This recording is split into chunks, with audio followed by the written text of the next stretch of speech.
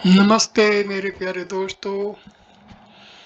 ये स्वामी राम सुखदास के प्रवचनों का चौथा वीडियो है। इस वीडियो को हम शुरू करते हैं आज के विषय कल्याण मुक्ति। इस वीडियो में स्वामी राम सुखदास की जो शिक्षाएं हैं वो प्रश्न उत्तर के माध्यम से दी गई हैं।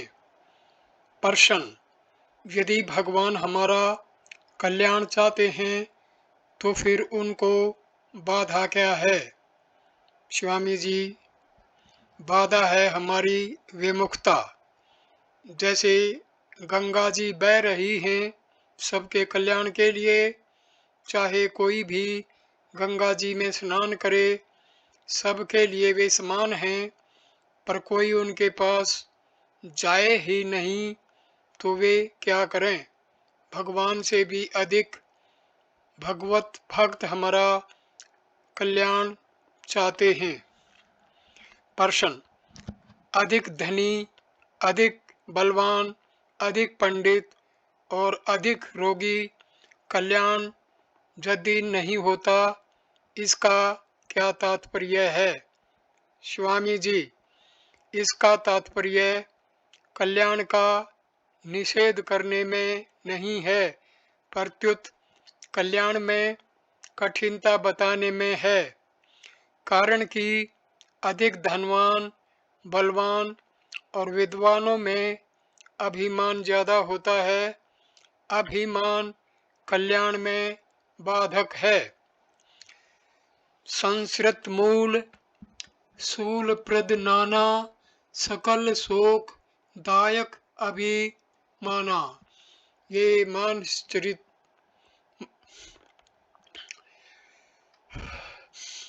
मानसचरित रामायण से लिया गया दोहा है। रोगी में शरीर का अधिक ध्यान और चिंता रहती है। प्रश्न: भागवत में आया है कि भगवान नर नारायण दुनिया के कल्याण के लिए हिमालय में तप कर रहे हैं। अक्षय माय सब सत्ये निर्णाम श्रीमद् भागवत से ये श्लोक लिया गया है। तो वह कल्याण क्या है? स्वामी जी: नर नारायण बद्री नारायण में लोगों के उद्धार के लिए तप कर रहे हैं। संसार में जितना भी सद्भावों का प्रचार है, सद्गुण सदाचार हैं, मर्यादा है, यह उनकी ही कल्याण की भावना का परिणाम है, परंतु युग धर्म के कारण वैसा परिणाम देखने में नहीं आता। जैसे अभी कोई हमें लूटने आ जाए, मारने आ जाए, तो हम क्या कर सकते हैं? पर ऐसा नहीं होता, तो यह मर्यादा उनके तप के कारण ही है। अभी जैसे हम बैठे विचार करते हैं तो हृदय में अपने आप अच्छी अच्छी बातें पैदा होती हैं। यह उनके तपोबल का प्रभाव है। प्रभाव तो सब पर पड़ता है, पर राग द्वेष बहुत अधिक होने से वह दब जाता है। अभी हिमालय में तपस्या कर रहे नर नारायण की कृपा से बचाव हो रहा है, नहीं तो गर्भपात आदि पापों के अनुसार भयंकर प्रलय होनी चाहिए थी। प्रश्न: ऐसी बात कही जाती है कि मुक्ति ब्राह्मण की ही होती है, इसका क्या कारण है? स्वामी जी: इसका कारण है अभिमान। ऐसा कहने वाले मनुष्य शरीर को पहले मानते हैं, साधक को पीछे, जबकि वास्तव में साधक पहले है, मनुष्य पीछे। शरीर असत की तो सत्ता ही नहीं है। नास्तो विद्यते भावः। गीता पाठ 2 श्लोक 16। फिर ब्राह्मण आदि की सत्ता कैसे? शास्त्रों में ऐसी कई बातें आती हैं जो मुझे जचती नहीं। जैसे ब्राह्मण शरीर मिलने पर तथा संन्यास आश्रम में जाने पर ही मुक्ति होती है, विवाह किए बिना स्त्री की मुक्ति नहीं होती, आदि आदि। वास्तव में चेतन तत्व में ब्राह्मण, अक्षत्रिय आदि, स्त्री पुरुष आदि हैं ही नहीं। प्रश्न: मैं योगी मुक्त हूँ, यह योग का भोग है, और जो योग का भोगी है वह कभी भोग का भोगी भी हो सकता है। इस बात से ऐसा असर पड़ता है कि मुक्त होने पर भी पतन हो सकता है।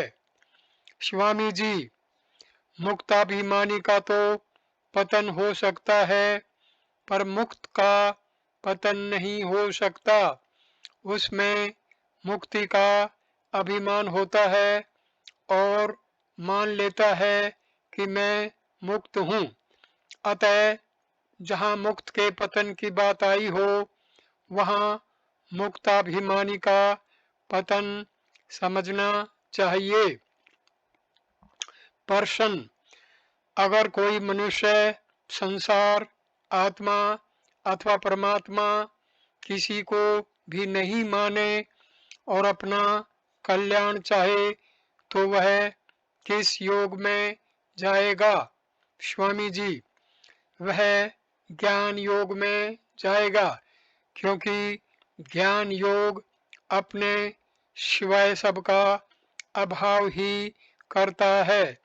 संसार, आत्मा अथवा परमात्मा किसी को भी नहीं मानने से उस पर किसी का भी प्रभाव नहीं पड़ेगा। प्रभाव न पड़ने से मुक्ति स्वतः हो जाएगी। प्रश्न: एक बात है, अपना कल्याण करो। उद्धवरेत आत्मान, गीता 6 पाठ 5वां श्लोक। और एक बात है, अपना कल्याण न चाहकर दूसरे का कल्याण चाहो। दोनों में सामंजस्य कैसे हो? स्वामी जी, सामान्य रीति से आत्म कल्याण ठीक है, इसमें अपने पराये का भेद नहीं है, परंतु अन्य मानने से अहंकार आता है। अपने उद्धार का अभिमान न हो तो अपना कल्याण चाहे या दूसरों का, एक ही बात है। अपना कल्याण चाहने से एक अहंकार आता है। प्रश्न: आपने कहा कि व्यक्तिगत कल्याण चाहने से देहा अभिमान पुष्ट होता है, पर साधक व्यक्तिगत कल्याण को लेकर ही तो साधन में लगता है। स्वामी जी, वास्तव में व्यक्तिगत कल्याण चाहना दोषी नहीं है, प्रत्युत मैं जानता हूँ, दूसरे नहीं जानते, यह अभिमान दोषी है।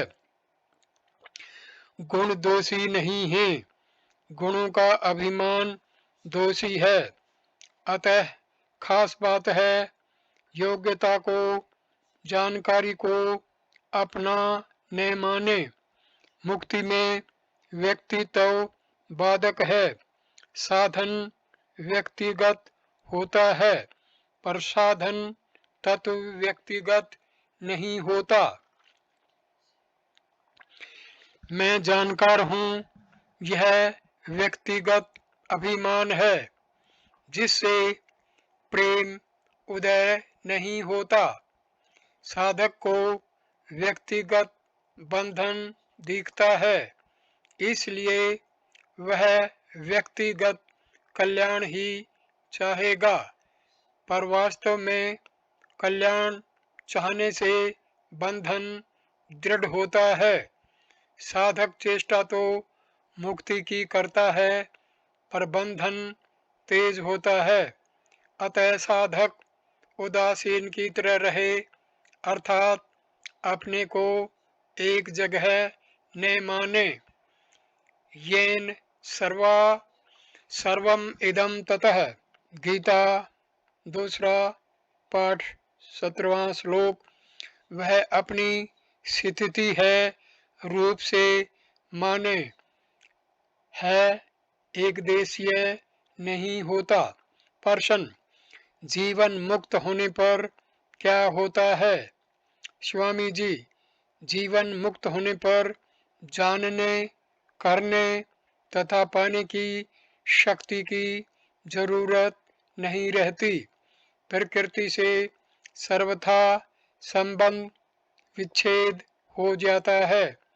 किसी से अपना संबंध रहता ही नहीं, उसमें भीतर का लेप नहीं रहता। न करोति न लिप्यते। गीता 13वां पाठ 31वां श्लोक। अगला विषय है कामना। कामना का मतलब होता है अनेक इच्छाएं मन में आना और उनकी पूर्ति के लिए प्रयत्न में लग जाना। प्रश्न, स्वामी जी, आपकी यह बात ठीक समझ में आती है कि वस्तु के अभाव से दुख नहीं होता, प्रत्युत वस्तु की इच्छा से दुख होता है।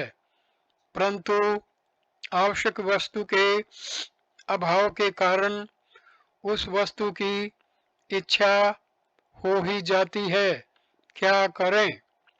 स्वामी जी, वास्तव में उसी वस्तु का अभाव होता है जो आवश्यक नहीं है, जिसके मिलने में हमारा हित नहीं है, जिसके न मिलने से हमें लाभ है।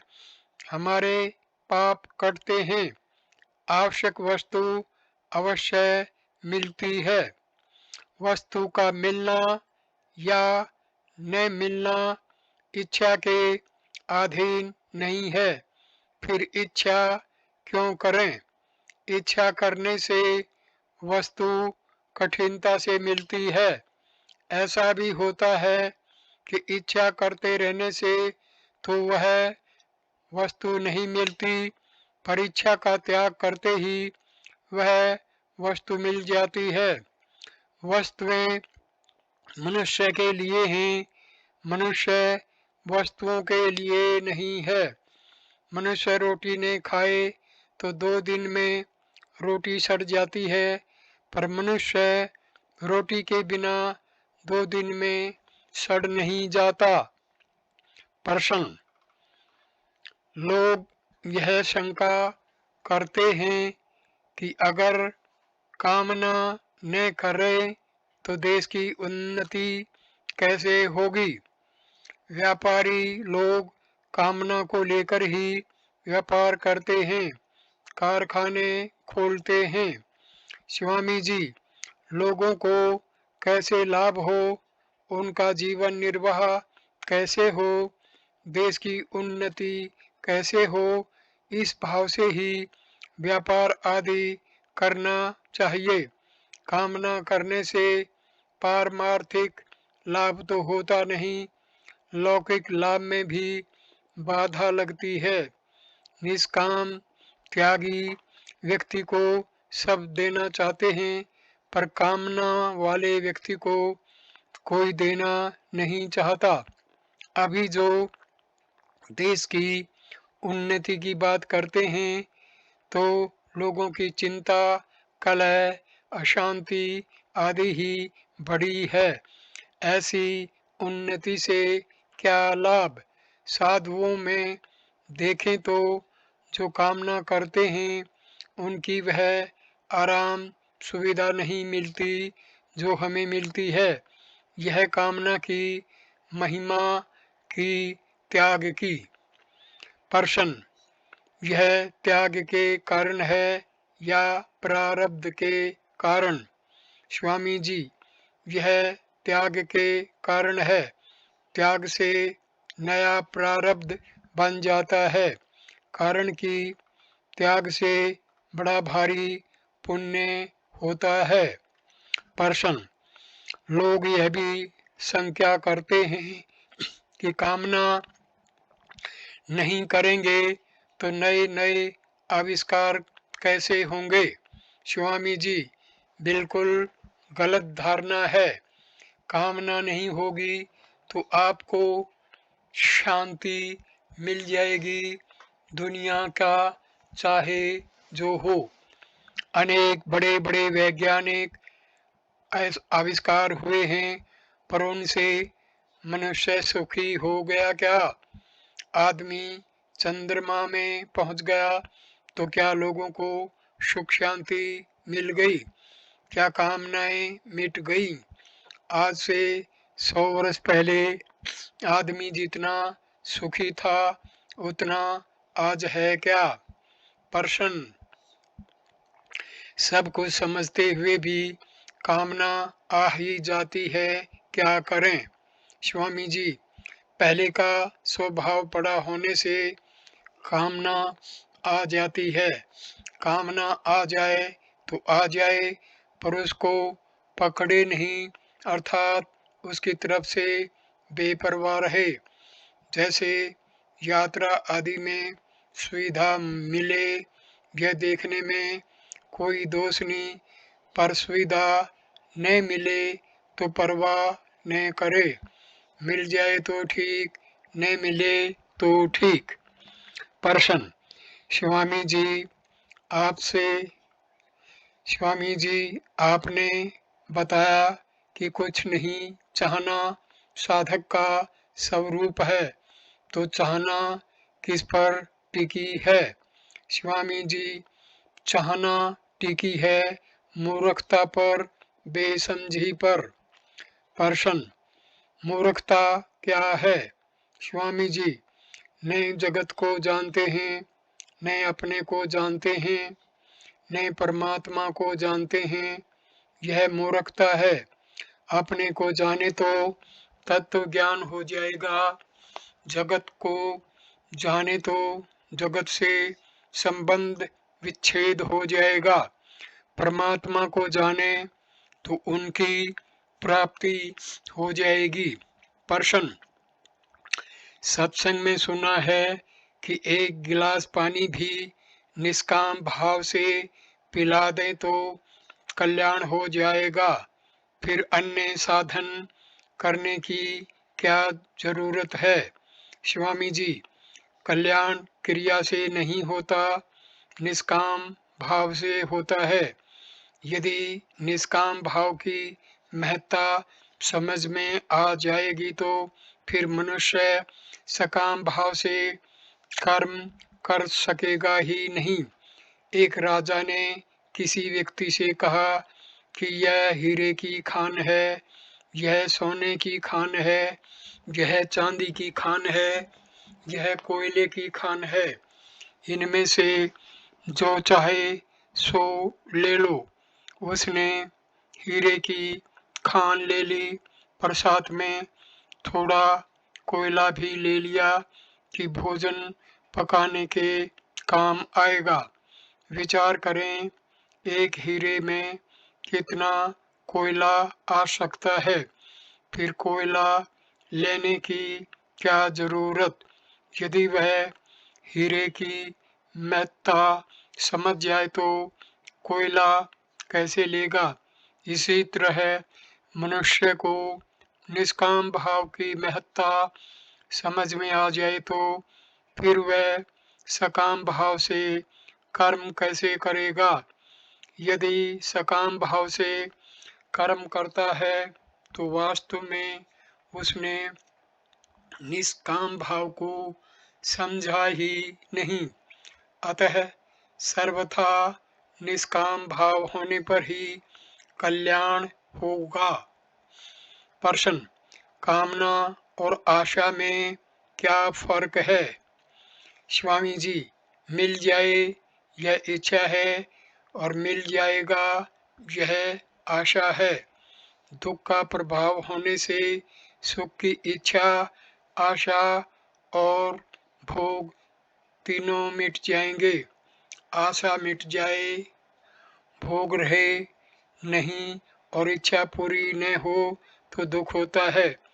तीनों में मूल है सुख की इच्छा। जिसकी इच्छा नहीं होती उसके अभाव का दुख नहीं होता। इच्छा से ही अभाव होता है और अभाव से ही दुख होता है। प्रश्न, कामना के त्याग पर जोर लगाएंगे तो कामना की सत्ता दृढ़ होगी? स्वामी जी, इसलिए कामना के त्याग पर जोर न लगाकर उसकी उपेक्षा करें। उपेक्षा ऐसे करें कि वस्तु न मिले तो नहीं सही, मिल जाए तो ठीक है, न मिले तो ठीक। प्रश्न, आप कहते हैं कि न संसार से कुछ चाहे और न भगवान से कुछ चाहे, पर अर्थार्थी आर्त आदि भक्त चाह के कारण ही तो हुए हैं। स्वामी जी, अर्थार्थी आर्त आदि भक्तों में चाह लेने की इच्छा मुख्य नहीं है, प्रत्युत भगवान का संबंध, मैं भगवान हूँ, मुख्य है।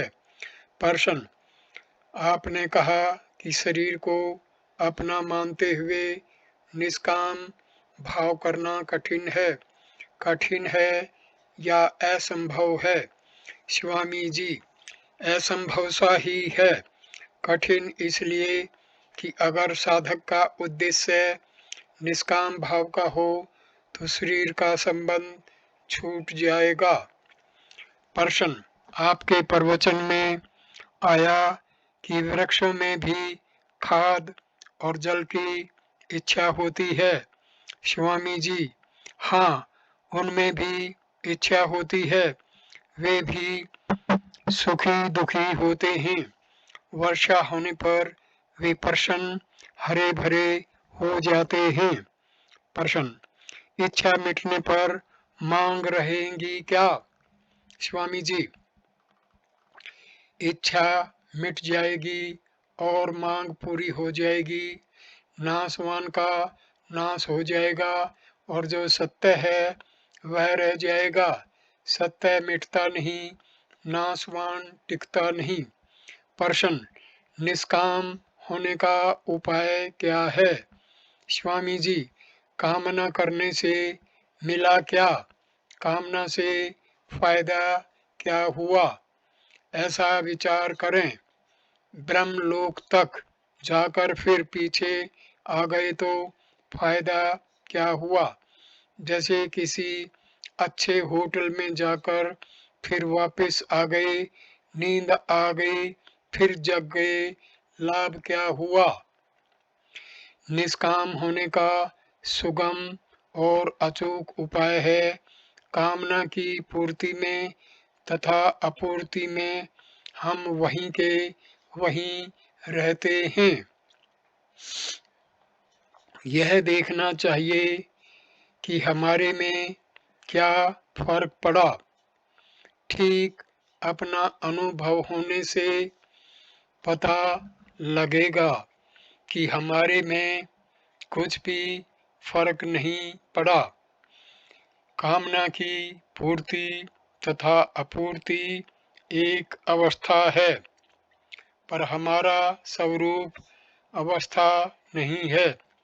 जैसे कोई बद्रीनाथ धाम की प्रशंसा तो करे पर किराया न दे तो क्या लाभ। ऐसे ही निष्काम होने की महिमा तो कही, पर अब वहाँ जाने का टिकट दिया है कि इससे निष्काम होंगे। इस वीडियो को मैं यहीं पर विराम देता हूँ। अगला वीडियो हम शुरू करेंगे। विषय होगा कृपा। वीडियो देखने के लिए धन्यवाद मेरे दोस्तों।